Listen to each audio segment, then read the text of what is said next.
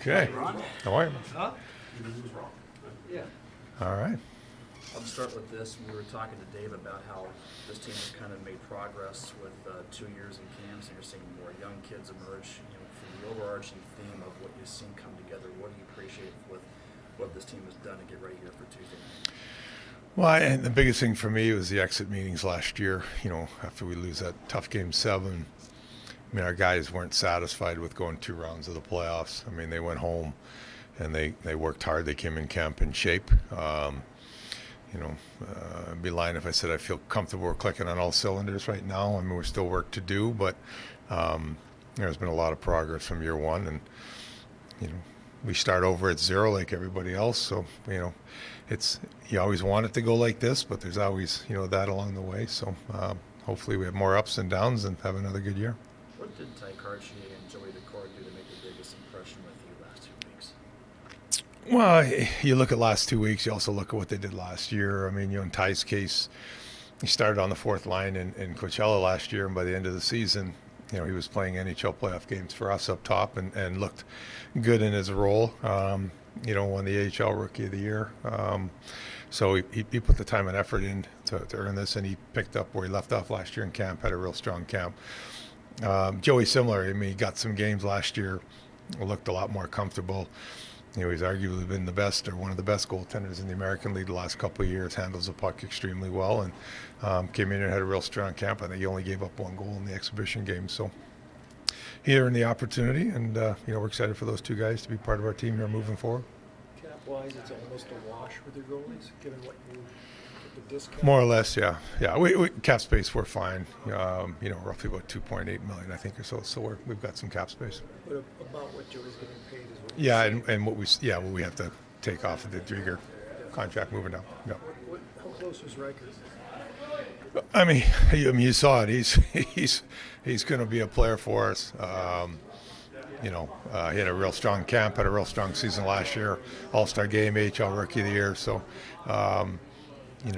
we just felt it's important for him to go down there and play the minutes he's going to play down there, and then if we need him, come up with that sort of confidence that he showed here, and sort of step into the league, and then force us not to be able to send him back again. Hey Ron, you had some strong contributors last year in terms of goals and no longer playing for the Kraken. And how do you feel about the depth of this year's team compared to where you were last night? Yeah, well, there's a lot of things that are different, right? Those guys had production, but they also had opportunity in different spots in the lineup. We lost Burakovsky for half a season last year. We went out when he was our leading scorer. We're hoping to have him for 82. Hopefully that makes up for some of the goals. We didn't have Tolvin in the whole season. He didn't play a game for us till January 1st, so we're hoping that does that. Bjorkstrand was coming off of the surgery last summer, had a bit of a slow start, still finished with real strong numbers, so we're hoping that does it too. In addition, Karts has showed he could score, Tanner showed he could score, Yamamoto's got some real good skills, so we still feel our depth is good. And then on the back end, certainly we lost Susi, but Dumoulin comes in with a lot of experience and Cup champion, so we're comfortable there as well. Can you tell us any strategy you're thinking with keeping 22 instead of 23? Just where we are, cap space as we move forward here in case we want to do something, especially as we get close to the deadline. It's always valuable to have that if you can. And 7D on opening pretty long. 3-game roadie. We're going quite a distance. I guess you can always go to the guy over there if something happens. But nothing really back-to-back, so you get time in between games. So if we needed to get somebody in, we have the ability to get somebody in. So, tough start with, tough first 10 games, 3 on the road, 3 at home, 4 on the road. But if we need somebody, we feel we've got the ability to get them up in a hurry. So. Ron, how did you like Shane Wright's camp, and what are you looking for him to do in the AHL? I liked his camp. It was, a lot of progression from the year before. We still see the speed and the skill set he has. If we keep him here in a 4th line role, he's in and out of the lineup. He's playing 8 minutes, 9 minutes a night. That's not the best for his development. So, it's good that we had the ability to get him to Coachella Valley. He'll go down there and play significant minutes, and we felt that was the best for his development. I'd like to see him still, sort of demand the puck more and handle it and show what he can do when he has it on his stick. And we've given him a few things to work on, and we'll pass that on to the Coachella Valley coaches, and I'm sure he'll continue to make strides like he has to this point. anything apparent that stuck out to you last year, even though he's 19, that shows that he can hang, that he can compete in that kind of league? Yeah, no, I mean, listen, the kid had a whirlwind last summer, right, with the draft and what happened and everything went on. I think he had a much more normal summer this year, which allowed him to train and get himself in sort of better prepared to camp. He didn't look intimidated being in training camp this year. He looked like he fit in, felt comfortable with our guys.